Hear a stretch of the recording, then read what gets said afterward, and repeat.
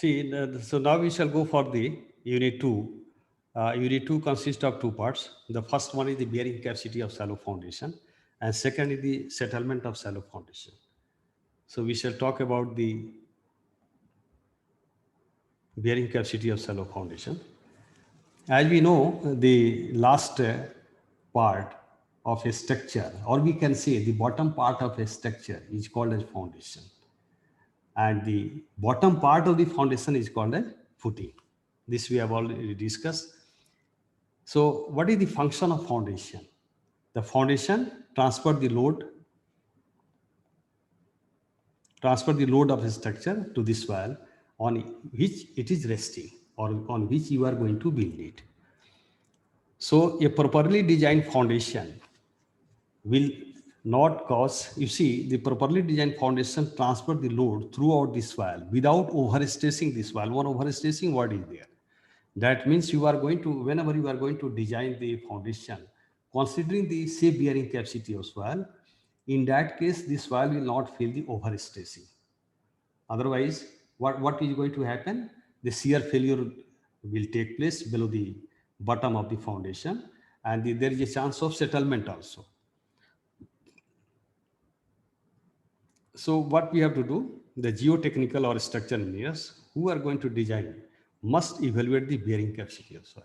Once you are going to design the foundation using the bearing capacity of soil, as we know that we have already discussed in the design of shallow foundation, how we can find out the area of the footing, how we can find out the thickness of the footing. So once you are going to use the bearing capacity, that means safe bearing capacity of soil, in that case, there will not be any chance of overstressing. So that benefit will be there. Second points we shall see. Whenever we talk about the design criteria of shallow foundation, that means, or we can say design criteria of the structural safety of foundation. How are the foundation will remain safe? How we can make the foundation safe? So two criteria are there. The foundation should be safe against the shear failure. That means below the bottom of the footing, there should not be any shear failures, and there should not be a differential or total settlement. That means there should not be any settlement below the base of the footing. That means you have designed the footing depending upon the bearing capacity of soil. You have already assessed the bearing capacity, and then you have designed the thickness of the footing. In that case, these two problems will not arise. Shear failure will not arise. The settlement will not arise. So these two criteria is required to meet for the structural safety of the foundation. Now we shall see what are the various types of foundation. Uh, as we know that when D by B ratio less than equal to 1, see df is the depth of footing, df by b is the width of the footing. So df by b is less than equal to 1 is called a shallow foundation, or if it is greater than 1, in that case it is called a deep foundation. This also we have discussed earlier. So what are the various types of shallow foundation? The first one is called a split footing. A split footing means the footing which is going to split the load of the structure in the large area, right? That is called as a split footing. See, the wall footing or the column footings, normally what it does, it distributes the loads of the structure in a large area. That's why the definition is also like that. It is basically a pad used to spread out the loads of the structure on the walls or on the columns, right? That's why it is called as the split footing. But whenever you are going to construct the split footing, in that case, what you have to consider, that the frost penetration depth, it should be constructed below the frost depth, and below the soil erosion, So this point also we have to consider while constructing the split footing. See, a split footing required to support a wall, which is known as a continuous or a wall footing or a continuous footing or a strip footing or the column footing or isolated, all comes under the split footing. This also you have to remember for the objective question point of view. So which types of footing comes under the split footing. The next footing we can see. Actually, here I would like to show you some figures. The monolithic footing is used for watertight basement. You see, this is the monolithic footing, and this is called as grillage foundation. So you can see varieties of the figures are there. This is a continuous footing, means wall footing. This is isolated footing. Isolated footing with pedestal. This is also called as a steep footing because it has been constructed in the form of a steep जैसा बना हुआ है. Or this is called a monolithic footing. That means the wall is going to be connected with the RCC materials. It is going to be connected with it. Monolithic means that the reinforcement of the wall as well as this footing, both are going to be connected together. That's why it is called as monolithic, right? And it is used for watertight basements where there is a chance of any leakage of water from the ground surface. In that case, we can use this one. So grillage foundation is used normally for the heavy loads. So this all comes under the split footing. The next footing you can see a step footing. Normally a step footing includes two or more footings.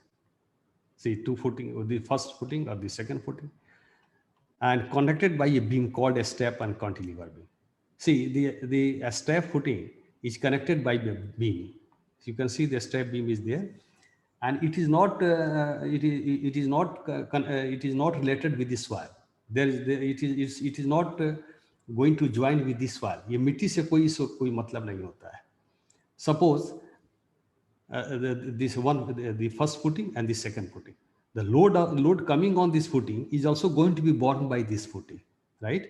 With the help of this strap, with the help of this rigid beam. So that is written here. This may be required when the footing of an exterior column cannot extend to an adjoining private property. That means, जैसे मान लीजिए देखिए इधर आपका जमीन नहीं है और आप फुटिंग यहाँ बनाना है आपको, तो क्या होगा कि आप सेंटर में फुटिंग ये कॉलम नहीं बना सकते हैं क्योंकि इधर आपका बढ़ाने का जगह ही नहीं है. उस स्थिति में इस पर जो लोड आ रहा है उसको इस बीम के जरिए इस फुटिंग पर हम लोग इस कॉलम पर भेजते हैं, right, with the help of this strap. That's why it is called as a strap beam. The next footing you can see, we can see the varieties of figures are also there for the different types of strap footing. आप देखिए इस footing का load इस पर आ रहा है. Here also you can see इस पर आपका इस फुटिंग का लोड जो है इस फुटिंग पर आ रहा है. So you can see varieties of footings are there, and all the footings are called as the strap footing. ये बीम के जरिए इसको स्ट्रैप के जरिए जुटा हुआ है, यानी एक कॉलम पर जो लोड आता है वो दूसरे कॉलम के द्वारा बियर किया जाता है with the help of a strap, with the help of a beam, you can see. Next footing we can see the combined footing. When footing supports two or more column, which is called as combined footing. यदि एक ही footing, नीचे देखिए यहाँ footing बना हुआ है, इस footing पर अगर आप दो से अधिक कॉलम बनाना चाहते हैं तो अगर किसी जगह पर, तो एक ही फुटिंग पर सारा हम बना देते हैं. That is called as combined footing, which may be rectangular or trapezoidal in shape. See, this is in rectangular shape. The footing is in the footing is the bottom part of the foundation, so it is in rectangular shape, and this is in the form of a trapezoidal shape. So when we are going to prefer this type of footing, when columns are very near to each other, अगर कहीं हमको दो column बहुत नज़दीक बनानी है तो एक ही फुटिंग पर दोनों को हम ज्वाइन कर देते हैं, दोनों को बना देते हैं. Next is when the bearing capacity of soil is less, requiring more area under the individual footing. अब फुटिंग का एरिया यदि हम बढ़ा देंगे तो बियरिंग कैपेसिटी ज़्यादा हो जाएगा. तो जहाँ अगर मिट्टी की बियरिंग कैपेसिटी कम है तो फुटिंग का एरिया हम बढ़ा देते हैं, तो उससे क्या होता है कि वो ज़्यादा लोड फुटिंग ले सकता है.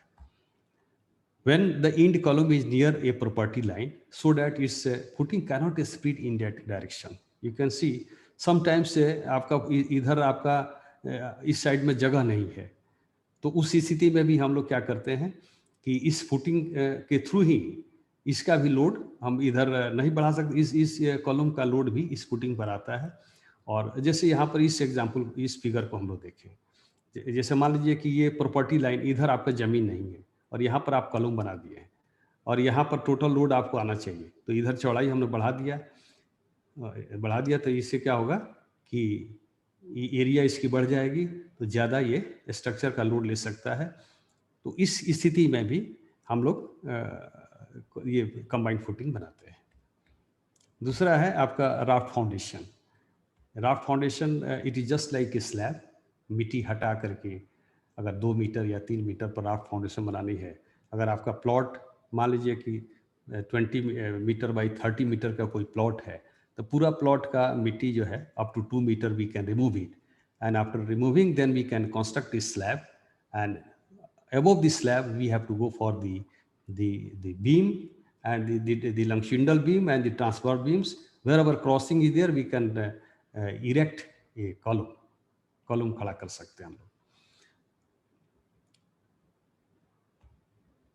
So when actually we are going to construct the raft foundation, when the strata is very irregular, मिट्टी का ये जैसे आपका 20 मीटर बाई 30 मीटर का कोई प्लॉट है और वेरिएशन ज़्यादा है सॉइल का क्वालिटी का या इरेगुलर क्वालिटी है, तो उस स्थिति में भी हम लोग राफ्ट फाउंडेशन बनाते हैं। और स्ट्रक्चर आपको हेवी स्ट्रक्चर बनानी है और इरेगुलर वहाँ का स्टार्टा है या लो बियरिंग कैपेसिटी है सॉइल की या heterogeneous characters, different mixing of soil, different character, different mixing of soil is there, in that case we can go for the raft foundation.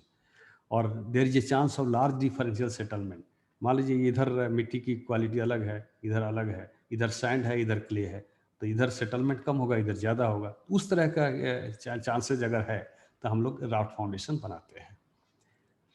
Foundation is और foundation is below the water table, there is need to eliminate water inflators in basement type of installation. जैसे मान लीजिए कि नीचे से पानी ऊपर आने की संभावना है कंस्ट्रक्शन के समय, तो ये राफ्ट फाउंडेशन जब बना देते हैं तो सीपेज को भी रोकता है। So in that case also we can go for the raft foundation.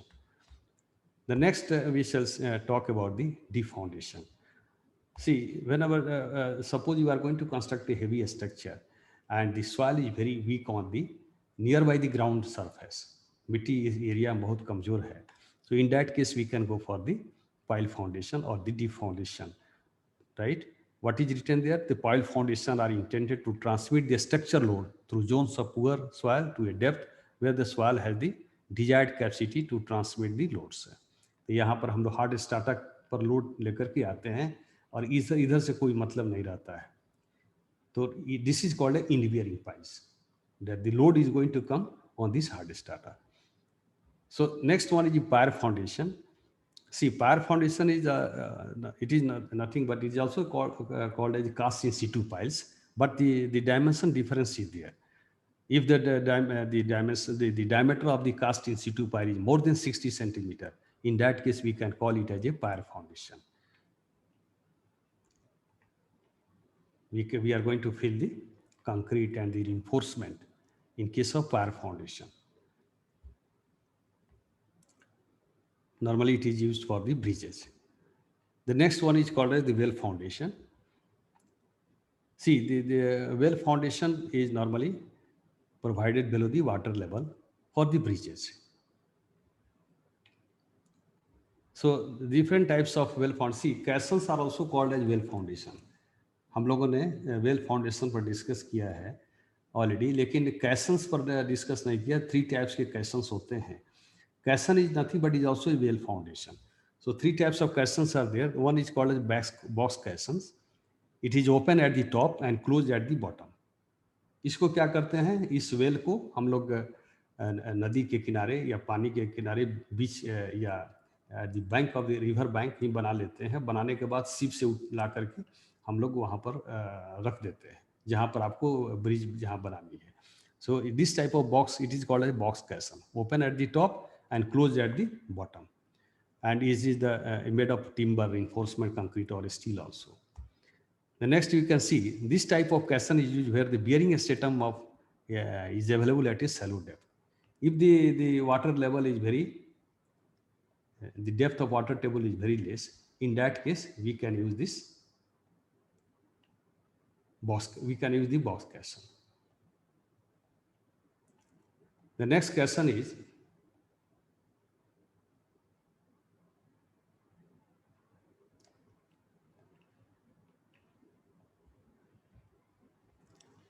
open question. Actually, see, we have discussed in the well foundation about the open question, right? We have not talked about the box questions और the pneumatic questions. वो हम लोग discuss नहीं किया है.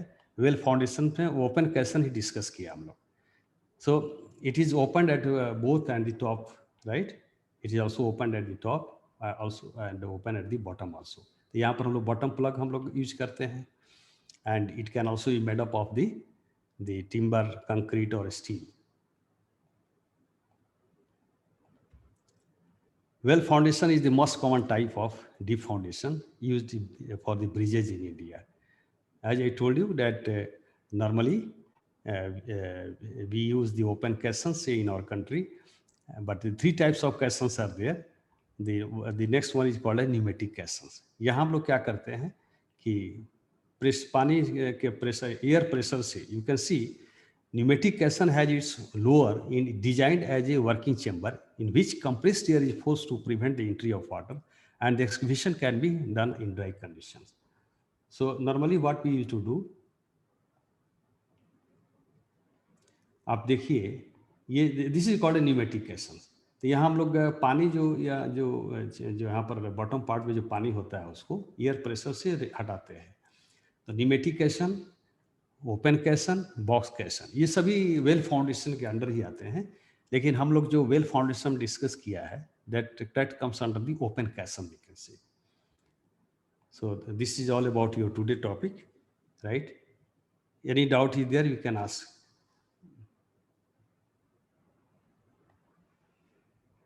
No, sir. Clear.